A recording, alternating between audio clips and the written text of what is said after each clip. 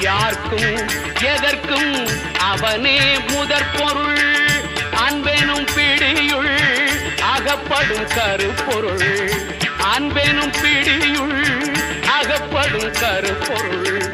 ஊர்க்கும் உலகிற்கும் ஒளி தரும் உரிப்பொருள்.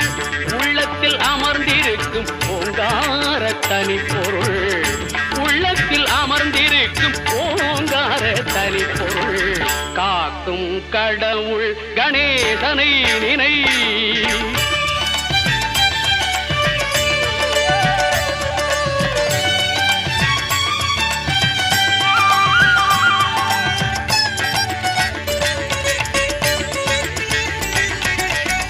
நாதமும் போதமும் ஞானமும் ஆனவன்.